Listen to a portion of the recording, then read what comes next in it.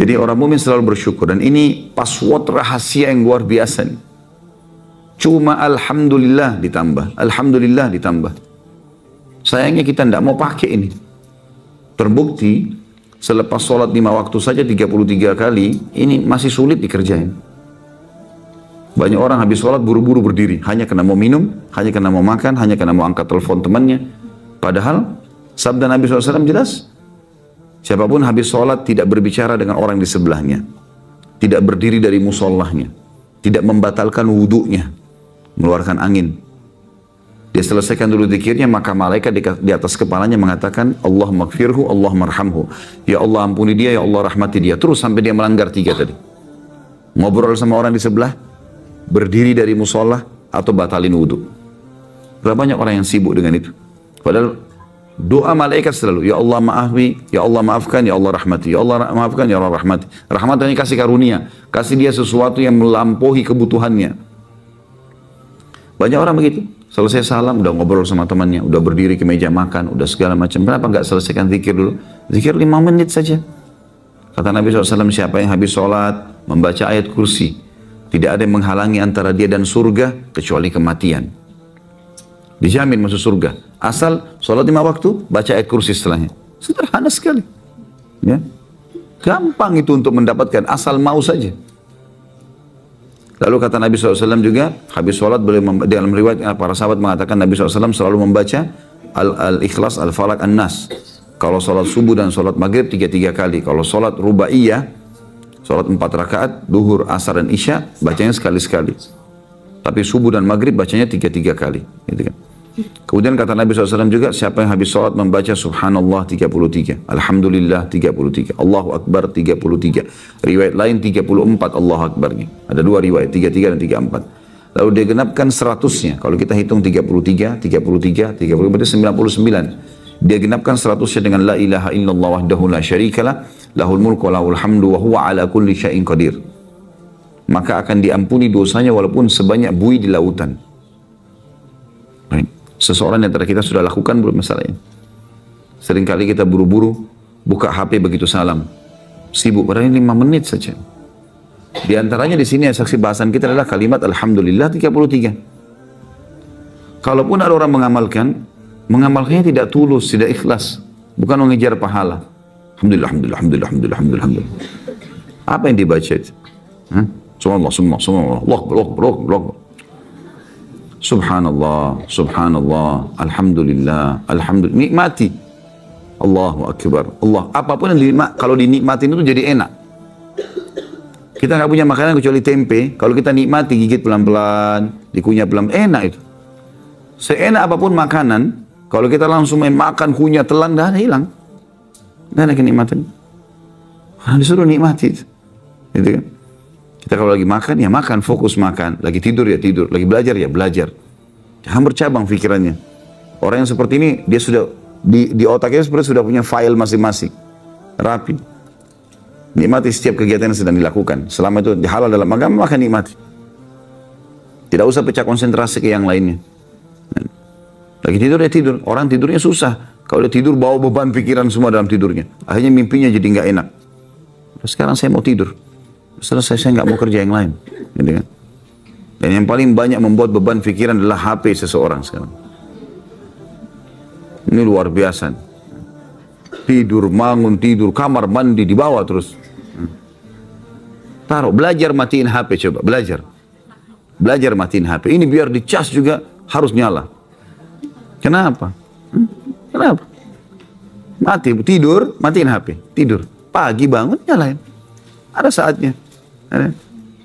Ada saja terima teleponnya, tadi bisa telepon. Kalau nggak bisa, nggak usah, nggak apa-apa, jangan dipaksain. Coba belajar. Jadi kita berusaha untuk menikmati keadaan ini, enggak. Kadang-kadang mau dalam sekian kegiatan semua dilakukan dalam satu waktu, nggak bisa. Dia nggak bakal nikmatin itu. Ya. Menikmati ini akan memudahkan orang bersyukur. Oh ternyata enak ya. Gitu. Alhamdulillah. Jadi seperti itulah. Dan kalimat sederhana, Alhamdulillah, Alhamdulillah, itu luar biasa. Oh ini tambah muda, kelihatan awet muda ya, Alhamdulillah. Kelihatan tua ya, Alhamdulillah. Enggak apa-apa. Enggak apa-apa. Kenapa malu? Enggak masalah. Saya tadi mau keluar, anak saya bilang, sekolah ya nak? Nah, teman-teman aku bilang aku gemuk. Nggak apa-apa nak, jawab, bilang alhamdulillah aku sehat, makanya gemuk. Nggak apa-apa, jawab. Nggak apa-apa. Kalau setiap perkataan orang kita mau pegang ini susah ini. Alhamdulillah. Kelihatannya gemuk ya, alhamdulillah. Kelihatannya kurus ya, alhamdulillah. Nggak apa-apa. Lesu kelihatannya, alhamdulillah. Nggak apa-apa. Alhamdulillah aja pokoknya. Biasakan alhamdulillah. Ya. Makanya semua apapun yang kita anggap tidak baik, belum tentu loh tidak baik buat kita. Saya sudah pernah kasih contoh. Kalau lapar, ditanya, ada yang mau lapar? Jawabannya tidak mau lapar. Mau capek nggak? Nggak mau capek. Tapi kalau tanpa lapar, nggak enak kita makan. Jadi mulai sekarang kalau lapar bilang apa? Alhamdulillah. Jangan aduh lapar. Kalau capek, alhamdulillah. Karena dengan capek enak tidurnya. Coba kalau kita bekerja capek sekali, tidur 2-3 jam. Luar biasa. Nyamannya.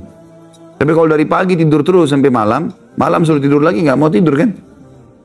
Berarti capek itu sebuah nikmat loh. Fasilitas untuk menikmati itu. Haus juga gitu.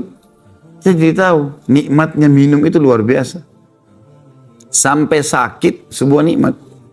Karena dengan sakit kita tahu nilainya. Sekarang kalau kita lagi meriang, kita baru tahu, enaknya air es ya. Orang itu minum enak sekali diteguk air es. Kita sekarang sentuh aja nggak enak itu. Berarti semua ini nikmatnya Allah yang luar biasa. Password sederhana.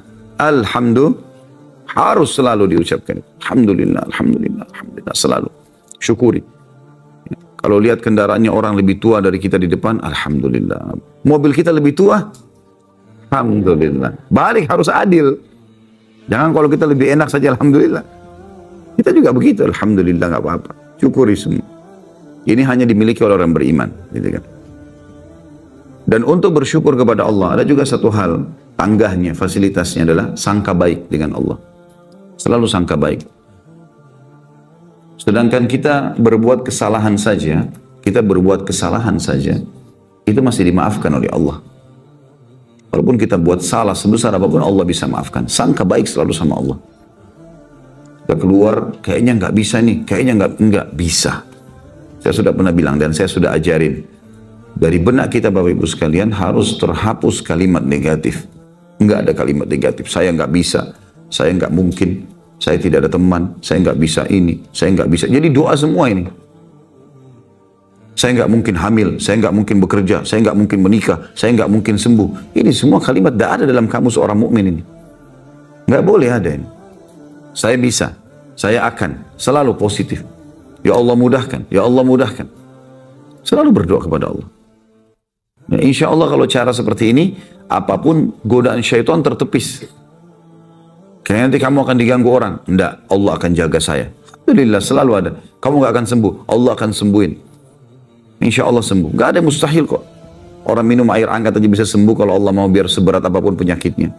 Yakin nggak masalahnya itu? Harus diikuti dengan tadi kita katakan orang mukmin. Harus yakin dengan rukun iman.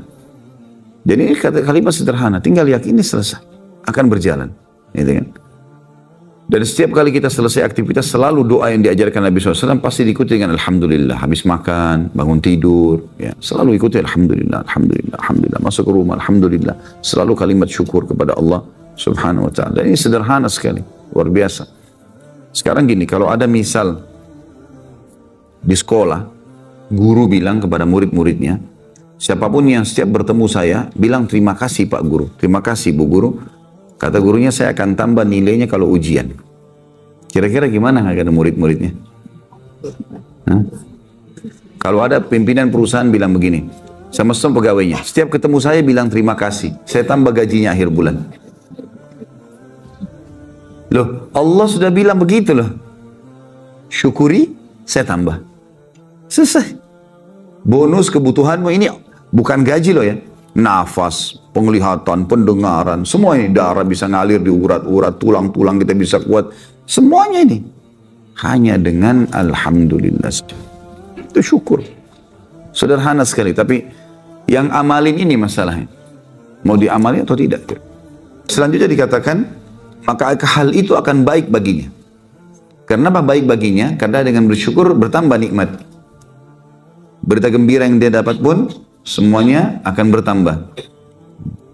Apapun yang didapatkan dari makanan, fasilitas makanan, minuman, pakaian, tempat tinggal, transportasi, teman-teman, segala macam keturunan, pasangan hidup, apa saja, alhamdulillah, alhamdulillah, alhamdulillah, semuanya. Yang kedua adalah, dan apabila dia ditimpa suatu kesulitan, kata para ulama, makna daripada satu kesulitan adalah, maksudnya satu kesulitan kecil. Kalau yang kecil saja disuruh begini, apalagi kalau yang besar. Ya, biasanya dalam retorika bahasa Arab seperti itu. Penyebutan hal yang lebih kecil, tujuannya berarti yang lebih besar sudah masuk di dalamnya secara otomatis. Maka kalau satu kesulitan kecil apa saja, seperti para sahabat dan para salaful ummah dulu, para tabi'in, mereka kalau jalan kakinya kesentuh batu, inna lillahi wa inna ilaihi raji'un. Kesentuh batu. Mungkin kita keseleo, ya. Mau keluar rumah hujan, inna lillahi wa inna ilaihi raji'un. Ya. Apa saja. Mau pakai pakaian, misalnya belum dicuci, inna lillahi wa inna ilaihi raji'un. Mau makan, masakannya belum jadi, inna lillahi wa inna ilaihi raji'un. Tidak usah marah-marah, gak ada gunanya marah-marah. Kalau marah-marah sama pembantunya, ya, sudah tegang otot-ototnya, ya, urat-uratnya, makanannya juga belum jadi. Kalau kita marah tiba-tiba jadi, bagus ini. Masalahnya gak jadi. Gak ada gunanya. Sekarang ban mobilnya pecah, marah-marah, apa manfaatnya? Hah? Ada manfaatnya nggak? Nggak ada. Sudah tegang, mobilnya tetap begitu. Sama aja. Berarti kita disuruh kalau ada kesulitan, sabar. Ini yang kita bahasakan di sini. Dan apabila ditimpa suatu kesulitan, dia bersikap sabar. Apa definisi sabar? Sabar itu menerima takdir Allah dan ikhtiar mencari jalan keluar. Bukan sabar duduk manis ini.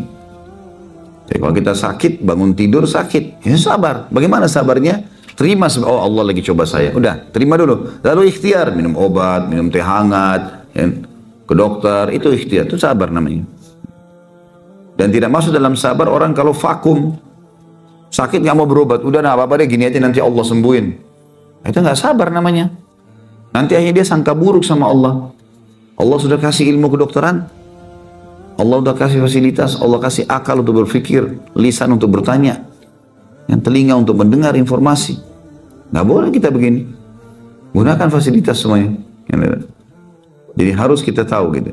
Bagaimana kita harus berikhtiar dan di sini bersabar.